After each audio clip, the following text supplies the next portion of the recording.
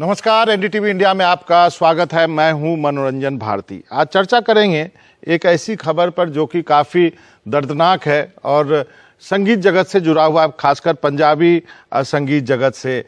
शुभदीप सिंह सिद्धू, जिसको कि लोग प्यार से सिद्धू मूसावाला भी कहते थे, उनकी नृशंस हत्या की गई। दिन दहाड़े गोलियां मारी गई, 30 से ज़्यादा गोलियां फायर की गई और उसके बाद एक डिबेट शुरू हुआ है कि आखिर ऐसा क्यों हुआ, जबकि करीब 30 साल के युवा जो गायक थे उनकी इस ढंग से हत्या कर दी गई। इसी सब चीज़ों पर बात करने के लिए हमारे पास दलेर मेहदी साहब है। आप जानते हैं इनको, इनके कोई इंट्रोडक्शन की जरूरत नहीं है।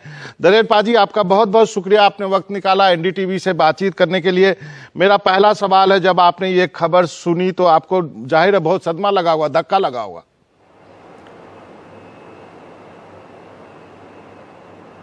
जी, मैं कल आगरा में था, रात को हुनर हाट शो में था। तो मैंने शो मैंने जब शुरू किया तो 50,000 लोग थे और पूरे इंडिया के जिनके हुनर हैं, कलाकृति हैं, जो लोग जुड़े हैं अपने काम से, तो सारे धर्म के लोग, सारी जाति के लोग, बहुत हम लोग हर्षोल्लास से 2 घंटे हम लोगों ने प्रोग्राम किया, जो कि अब्बास नकवी जी के नेतृत्व में हो रहा है, मोदी जी के। और जब मैं शो करके नीचे उतरा, अराउंड कोई 10:30 पौने 11 बजे उतरा, तो मुझे ये खबर मिली कि शुभदीप मूसावाला जी का मर्डर हो गया। तो वो सुन के बहुत दुख लगा, क्योंकि सिंगर हैं और बच्चों में बहुत मशहूर हैं, यंगस्टर में बहुत मशहूर हैं और बहुत ज़्यादा फ़ैन फॉलोइंग है। पर कभी जाके मैंने चेक भी नहीं किया फ़ैन फॉलोइंग को। लेकिन कल जो खबर देखी, मेरे पास वीडियो आए, वो बहुत दुखद है, बहुत ही दुखद है। एक इतना बड़ा नाम और इतने लोग प्यार करते हैं, और फिर माँ बाप का एक इकलौता बच्चा, तो ये बहुत ही दुखद था। और कोई भी हो और किसी को भी इस तरह गोलियां इस राउंड किसी के ऊपर चढ़ा देने, वो बहुत बुरा लगा, बहुत ही बुरा लगा। और ये ऐसा कभी होना नहीं चाहिए। सर, जो हत्या हुई है उसके बारे में कई अब सवाल उठ खड़े हो रहे हैं। चलिए, आप भी एक पॉलिटिकल पार्टी में हैं, सिद्धू मूसावाला भी अभी चुनाव लड़े थे, वो भी अलग पार्टी में है। तो उनके सिक्योरिटी को जो विड्रॉ किया गया, अब इस पर बड़े सवाल उठ रहे हैं कि एकाएक सिक्योरिटी क्यों विड्रॉ की गई 2 दिन पहले ही।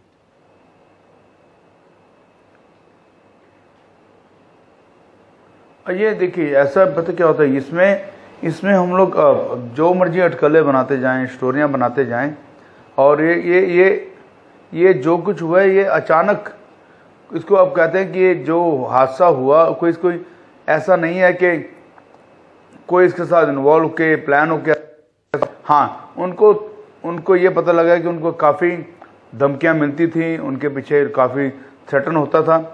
तो ये भी बड़ा दुखदाई हुआ उनको देख कर कि वो अपने घर से अकेले एक बहुत सिंपल सी गाड़ी में निकल गए, जो है भी 2 डोर गाड़ी है, ना जल्दी आदमी उसमें से जल्दी भाग सकता है, ना निकल सकता है, ना कुछ एक्शन कर सकता है। तो उनको ऐसे अकेले 2 लोगों के साथ भी जाना, मुझे लगता है कि क्या वजह रही कि वो निकल के चले गए। तो बहुत सारी बातें हो सकती हैं, लेकिन इसमें किसी को ब्लेम या दोष नहीं दिया जा सकता, क्योंकि गवर्नमेंट होती है। और हमारे देश में तो यह है कि हर जगह बहुत मैं सिर्फ इंडिया की बात तो छोड़ दीजिए, अगर हम अमेरिका की बात करें तो वहाँ तो दिन दिहाड़े लोग स्टोर में आते हैं और गोली मार के चले जाते हैं, उनका कोई पता नहीं लगता। तो ये जो घटना घटती है वो कभी भी घट सकती है। पर अगर किसी को थ्रेटन है, अभी और भी अगर किसी सिंगर को, थिएटर को अगर थ्रेटन है, तो वो ज़रूर अपनी कंप्लेंट करें और उसमें बहुत ज़्यादा सावधानी बरतें अपने चलने फिरने में, घूमने में।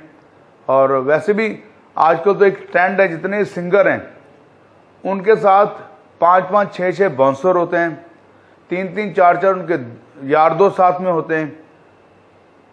तो ऐसे में एकदम इस तरह घट जाना मामला, वो बहुत ही कुछ कहा नहीं जा सकता। अब मुझे मालूम है कि पूरे वर्ल्ड में ठीक है बहुत बड़ा नाम है दिलेर मेहंदी, और मैंने कोई अपने साथ सिक्योरिटी नहीं रखी हुई है, और कोई मेरे साथ कोई बाउंसर प्राइवेट भी नहीं होते हैं, तो मैं आराम से अपना अकेला जहाँ मर्जी घूमता हूँ फिरता हूँ, और कोई मेरा ऐसा कोई मैं स्टेप नहीं मैंने उठा रखा कि जो मैं डरूं कि कोई मुझे मार देगा। नहीं ये और रही बात ये कि लोग फिरौती मांगते हैं, ये करते हैं वो करते हैं, मैं इससे ज़्यादा फिरौतियों से सहमत नहीं हूँ, क्योंकि ये जरूर बहुत बड़ी कोई साजिश है, और अगर ऐसा हो तो मैं खुद ही अपने साथ इतना कुछ लेके चलूं और सरकार से इधर से उधर से सिक्योरिटी मांग के चलूं। जी नहीं दिलेर पाजी, यहाँ पर मैं आपको जो पंजाबी मुझे कह रहे थे कि पंजाब म्यूजिक की, हाँ पंजाबी म्यूजिक इंडस्ट्री की बात करें तो 700 करोड़ का टर्नओवर है सालाना पंजाबी म्यूजिक का, और इसके रजिस्टर्ड लेवल करीब 400 लेवल्स हैं, रोज 15 से 20 गाने बनते हैं। 2019 में करीब एक साल में 4000 से ज्यादा म्यूजिक एल्बम रिलीज हुए हैं। तो इतनी बड़ी इंडस्ट्री है तो उसमें फिर ये क्राइम का एंगल तो आ ही जाएगा यदि 700 करोड़ की इंडस्ट्री है तो। आप भी इतने बड़े चैनल में बैठे हुए हैं, यहाँ पे तो 700 करोड़ कुछ नहीं होता, कोई बड़ी बात नहीं है, बहुत बड़ी बात नहीं है। तो ये अगर ये घटनाएं अगर साउथ के साथ हों या बम्बई फिल्म इंडस्ट्री से जुड़ी हों तो आदमी थोड़ा गौर करता है, पर वो भी दौर जा चुका सर। 20 साल पहले सब होता था, 20 साल पहले मुझे भी थ्रेटन आया था, तब भी मुझसे कोई फिरौती तो मांगी नहीं गई थी, पर यह था कि मुझे अबू सलेम से मुझे थ्रेटन था, और तब मुझे खुद ही सरकार ने 1 साल मेरे साथ कोई रहे मेरे साथ 12-13 मशीन गन लेके सिक्योरिटी वाले। पर अब ऐसा माहौल अब 2022 चल रहा सर, तो इसमें सुन के बड़ी हैरानी होती कि ऐसा माहौल, गैंगस्टर, ये सब क्या चीजें हैं, कैसे आप कहते हैं कि ये सब चल रहा है। और अगर चल रहा है तो ये कंट्रोल, सरकार के लिए कंट्रोल करना 1 सेकंड का काम है, बड़े से बड़ा कोई चीज हो। नहीं कहा जा रहा है कि इसका जो कनाडा का एंगल है, कोई आर्मेनिया में बेस्ड है गैंगस्टर, तिहाड़ का एंगल है। आज ही खबर आई कि जिसका नाम आया उसने कहा कि मुझे पंजाब नहीं ट्रांसफर किया जाए। सर जी अब आप सर ऐसा नहीं है, देखिए यहाँ का नाम ले दीजिए, वहाँ का ले दीजिए, वहाँ का ले दीजिए, जहाँ कोई कार्रवाई होनी नहीं है वहाँ का नाम लेते जाइए कि मैं यहाँ से कर दिया, मैंने वहाँ से कर दिया। ये बात नहीं है, गोली तो यहाँ लगी ना, गोली मारी तो यहाँ वालों ने, कोई कनाडा से थोड़ी गोली चली है। जो यहाँ से लोगों ने गोली चलाई है उनको पहले पकड़ा जाए, वहां तक क्यों जाया जाए। जिन लोगों ने शूट किया है, जो शूटर हैं, उन पर तो पहुंचिए पहले। जी आपने सही कहा, शूटर आपको पता लगी बात क्या हुई, क्या कहानी है। अब स्टोरियां जितनी मर्जी बनाते हैं सर तो फैलती जाएंगी।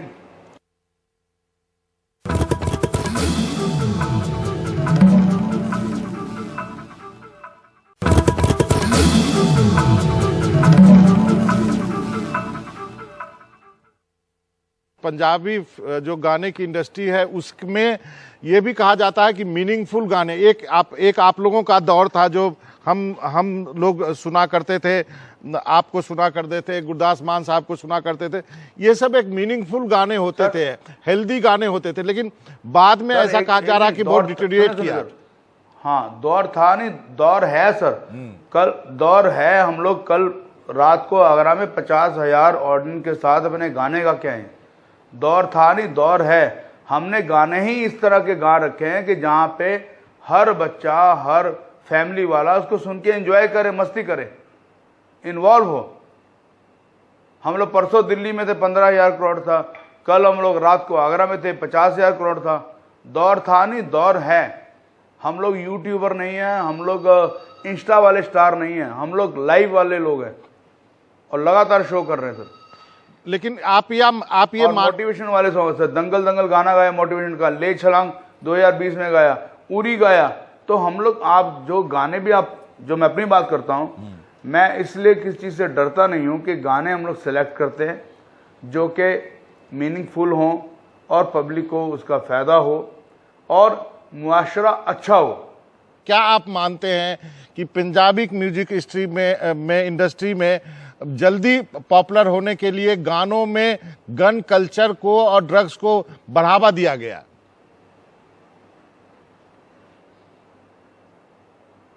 जी, बढ़ावा ऐसा हुआ भी है। मैंने कहा मैंने सिद्धू मूसेवाले का कोई गाना सुना नहीं, पता नहीं कैसा टॉपिक क्या गाते थे, ये नहीं मुझे मालूम, लेकिन कुछ गाने ऐसे मैंने देखा जो कल्चर है, बहुत आप लड़कियां दिखा देते हो, आप दारू की बोतल तो आम ही कर देते हो, आप ड्रग दिखाते हो, आप गन दिखाते हो।